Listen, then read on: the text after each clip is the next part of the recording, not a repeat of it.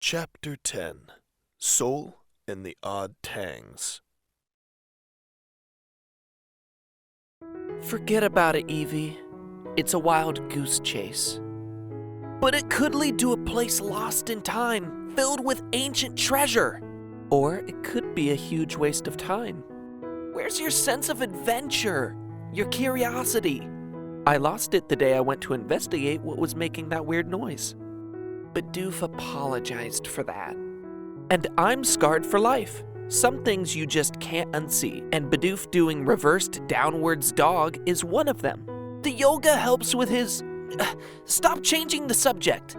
Evie and Soul argued back and forth as they packed up their gear for the day's jobs in their room at the guild. Evie was sure that the map they received from Glammeow would lead to something exciting, but Soul was much more skeptical. Come on, Soul, please, she sighed. How about we check the boards out first for anything promising, then go if there isn't? What do you mean by promising? A rescue job. So no, I won't say a job finding a lost berry is reason enough to check it out. That sounds fair. Was it wrong of Soul to hope that someone fell down a hole in a dungeon and got stranded? Probably, but it hardly mattered when they bumped into Sunflora and Loudred on the way out of the crew rooms. What are you guys still doing here? I thought you were on a job to Mount Travail. We were, but you totally won't believe this. It's just so eek. From her tone and what Soul knew of her, either the world was about to blow up or someone was wearing black out of season.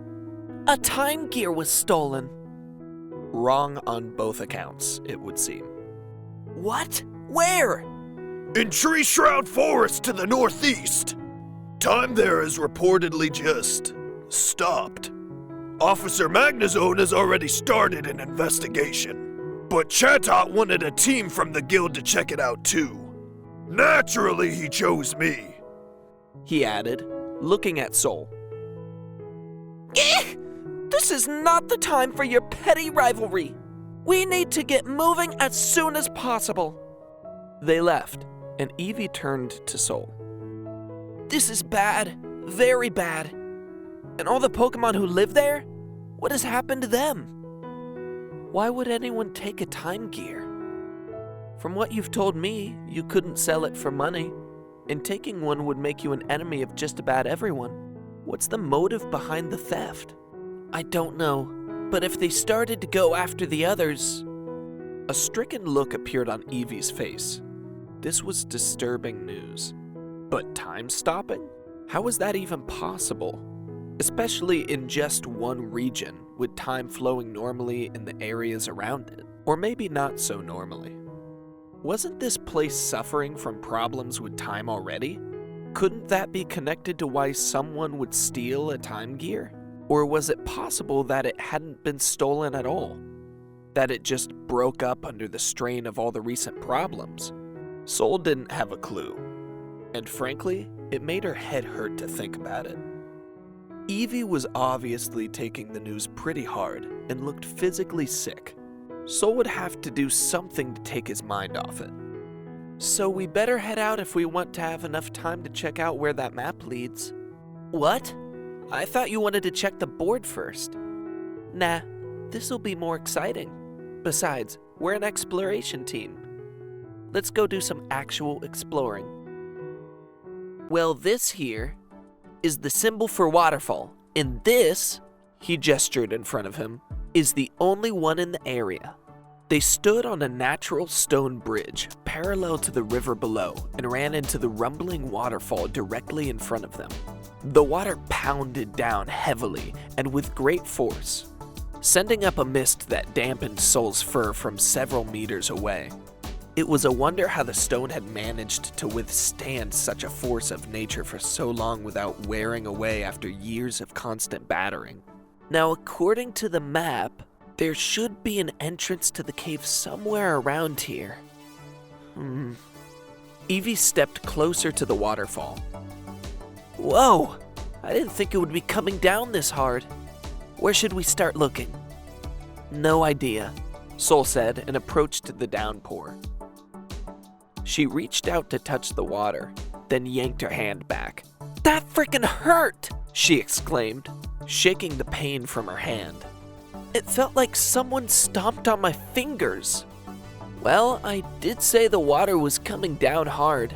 Soul's reply was cut off by a sudden dizzy spell. Are you okay? Another wave of dizziness. It's another one of my whatevers. Another wave. Then her vision turned black to be followed by the now familiar flash of light. She saw a silhouette standing in front of the same waterfall she was currently at. It took a few steps back, then ran and jumped into the wall of water. There was a moment of darkness, but then the silhouette tumbled out through the other side into a hidden cave. The vision ended, and Evie looked at her expectantly. Well, what did you see? Soul relayed her vision. The cave behind the waterfall? But it looks like that water is crashing down really hard. Imagine if there was actually a solid cliff wall behind there. Yeesh. If we tried to jump through, we'd be pounded badly. Whoa, who said anything about jumping through? But that's the only way into the cave, right? Yes, but... And your visions have been right before, like that time with Azrael? I may not have believed it then, but I trust you completely now. I lied. I didn't really have a vision. Evie gave her a pointed look. Okay, fine, I'll do it. I would just like to go on the record and say that this is a really bad, stupid idea. And have I ever mentioned I really hate water? And as far as I know, I can't swim? We'll be fine. They took their positions down the bridge. Evie was muttering to himself, giving Soul the impression that he wasn't nearly as certain of the plan as he led on. They sprinted forwards, building up speed.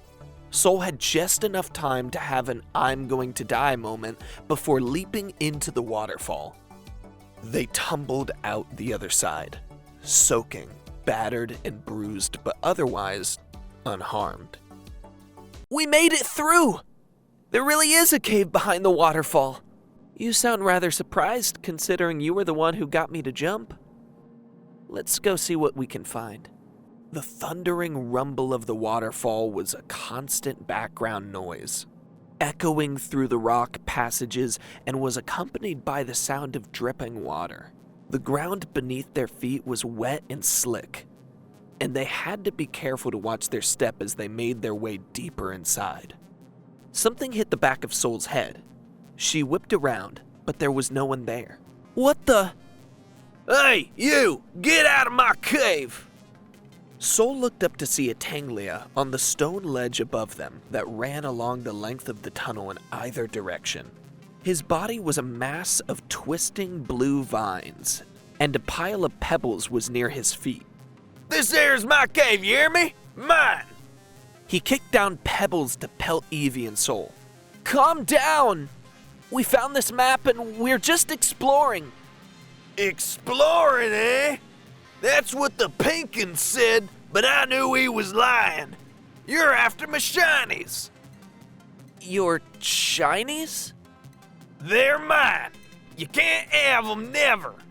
He angrily kicked down more pebbles, showering the two with small stones. Would you stop doing that? We're not here to take anything.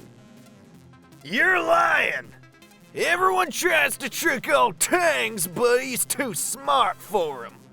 When someone starts referring to themselves in the third person, that's when you back away slowly, or even better, run away quickly. Evie ignored Soul's whispered comment. Please just listen to us. We're telling the truth. If you don't want us to take anything, then we won't. We just wanted to look around. Looking, eh? No stealing? The Tanglia looked them up and down. Maybe old Tang will trust you, if you do something for him. What kind of something? I keep my shinies in a special place, keep 'em nice and safe. But there's a certain shiny suck in there I don't want. Maybe the other's jealous, you see? And shinies don't sparkle as much when they're upset. It's too heavy for old Tangs to move. But you lot give her a go and you can look at the place. Where is this shiny? down here? The Pokemon walked along the ledge above, not wanting for them to follow on the path below. Don't you find this even a little suspicious? He was screaming and hollering at us to leave one moment, and the next, he's asking us to take one of his precious shinies, whatever those are.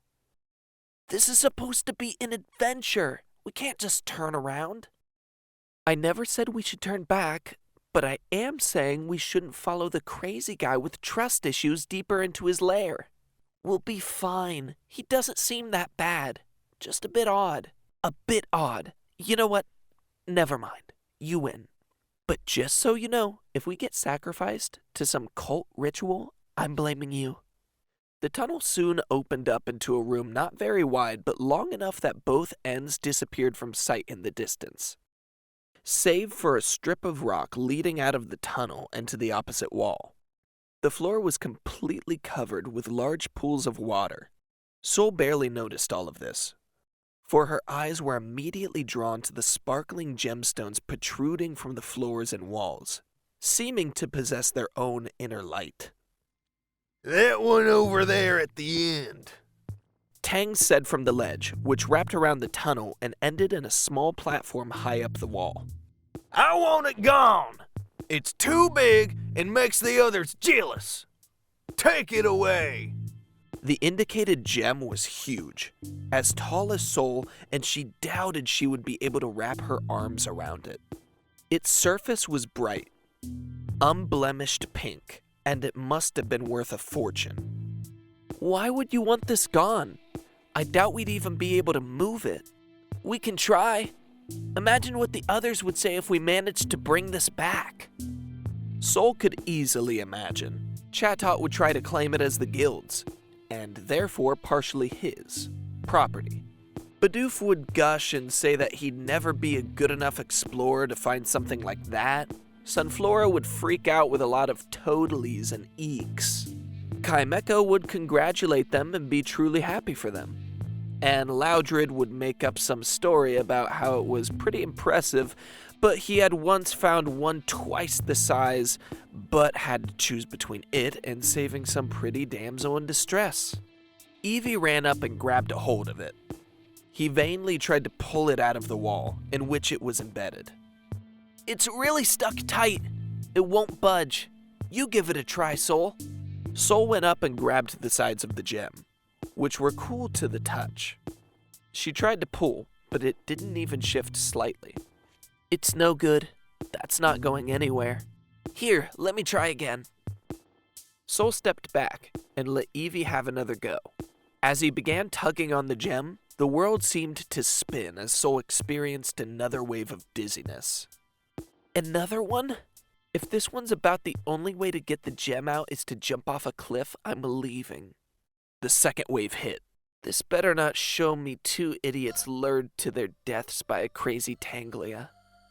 The third wave hit, and Sol's vision turned black once again. When the flash of light faded, she saw the same silhouette from earlier. It stood in the room with a large gem, walked over to it and pushed it into the wall with a click.